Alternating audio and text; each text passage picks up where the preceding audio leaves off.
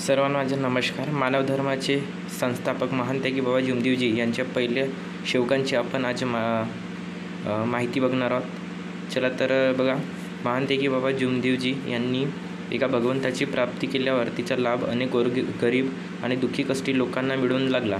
बाबांनी भगवंताला शब्द दिल्याप्रमाणे ते निष्काम भावनेने इमान इतबारीने भगवंत प्राप्ती मानवाला जागविण्याचे कार्य करून लागले. त्यांना योग्य मार्गदर्शन करून त्यांच्या जीवनात जे काही शारीरिक, आर्थिक किंवा मानसिक दुःख असेल त्यातून त्यांना मुक्त करून त्यांना सुखी व समाधानी केले.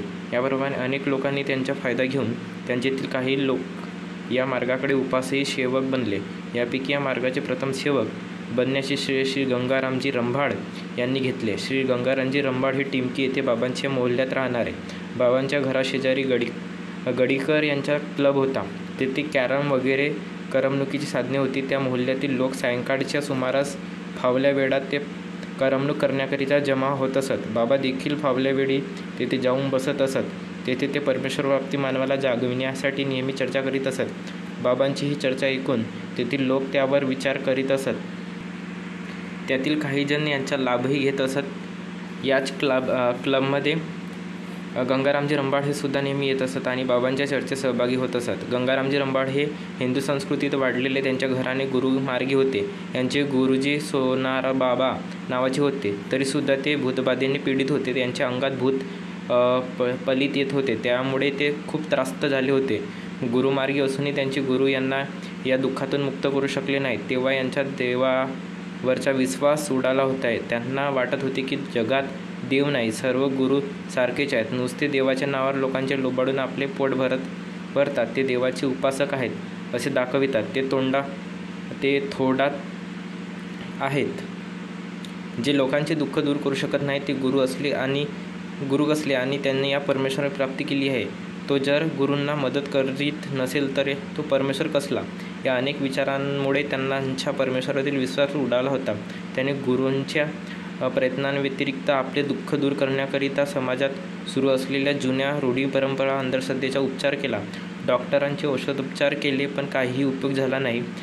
त्यांची प्रकृती दिवसेंदिवस खालावत होती. त्यांचे मन उद्विग्न झाले होते. एक दिवस महान त्यागी बाबा जुमदेवजी क्लबमध्ये परमेश्वराबद्दल चर्चा करीत असताना गंगारामजी रंभाड यांना बाबांनी प्रश्न केला की जगात परमेश्वर नाही काय?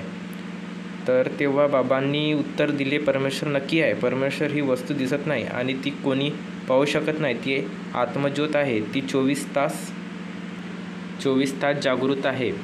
जागृत असून चैतन्य. आणि गंगारामजी पुन्हा प्रश्न केला की मी गुरुमार्गी आहे. माझ्या अंगात शैतान भूतपलित येतात. ते काही केल्या निघत नाहीत. गुरु हा परमेश्वराचा उपासक असतो. तो परमेश्वराच्या सहाय्याने लोकांचे भूत पलिके नष्ट करून दुःख नाहीसे करतो. असे असताना माझे दुःख का नाहीसे होत नाहीत? इतके बोलून बाबांसमोर प्रश्न ठेवला की भगवान आहे असे तुम्ही म्हणता तर मला तो दाखवून शकता काय? बाबा लगेच उत्तर, ठीक आहे, घरी चला, मी तुम्हाला परमेश्वर दाखवितो. त्यानंतर बाबा आणि गंगारामजी रंभाड हे दोघेही गंगारामजीच्या घरी गेले. परमेश्वर म्हणजे काय? घरी गेल्यावर बाबांनी त्यांना कापूर आणि अगरबत्ती आणास सांगितले. कापूर आणि अगरबत्ती आणल्यावर ते बाबांच्या समोर बसले. बाबांनी अगरबत्ती लावली, कापूर ज्योत लावली.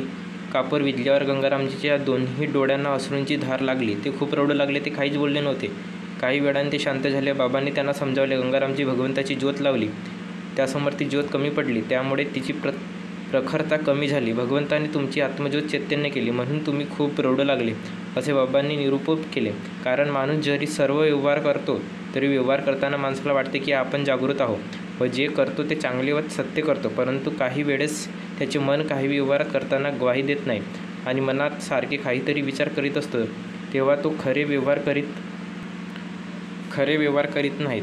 म्हणून त्यांचे मन त्याला सारखे चिडवत असते. म्हणजेच त्याची आत्मज्योत जागृत होऊन त्याचा आत्मा त्याला शांत बसू देत नाहीत. आणि हीच त्याची खरी आत्मप्रचिती आहे. आणि हाच आत्मा परमात्मा एक भाग आहे.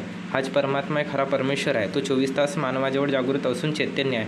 जेव्हा मानवाच्या आत्म्याला काही गोष्टी पटत नाहीत तेव्हा मानव भयभीत होतो आणि त्याचे आत्मशक्तिबल कमी होते. त्यामुळे त्यावर भयभीत करणारी दुसरी कल्पनारूपी शक्ती स्वार होते. तिला तो भूत समजतो आणि म्हणून ती कल्पनारूपी शक्ती भयामुळे त्याच्या मनातून केव्हाही निघत नाही. भयभीत झालेला लोक जेव्हा बाबांकडे येतात तेव्हा बाबा त्यांना मार्गदर्शन करीत असतात की अचेतन शक्ती आहे. मानवाला तेव्हाच सेवक मानले जाते जेव्हा त्याचा आत्मा चैतन्य बनतो आणि आत्मा ज्याला जागृत करतो.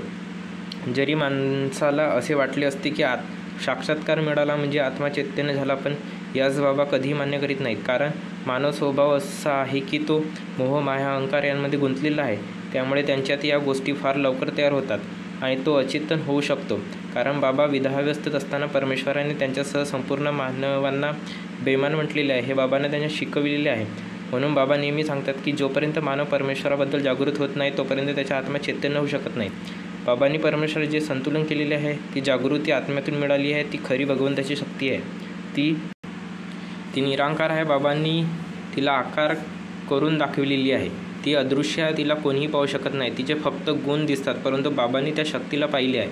बाबांनी विश्वास एवढा एकच डोळा पाहिला आहे. ती अफाट शक्ती आहे, तीच खरी आत्मज्योत आहे. ती प्रत्येक मानवात आहे आणि तोच परमेश्वर आहे, तोच परमात्मा आहे. याचा अंश प्रत्येक जीवात्म्यात आहे. मित्रांनो, तर हे होते थोडक्याबद्दल गंगारामजी रंबाड यांच्याबद्दल माहिती. उद्देश म्हणजे मानवाने स्वतःमधल्या चैतन्य शक्तीला जागृत केले की समजा त्यांनी परमेश्वर बघितला.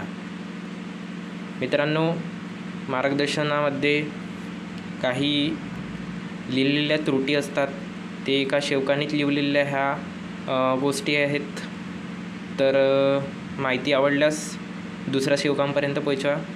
व्हिडिओ आवडल्यास लाईक करा आणि धन्यवाद.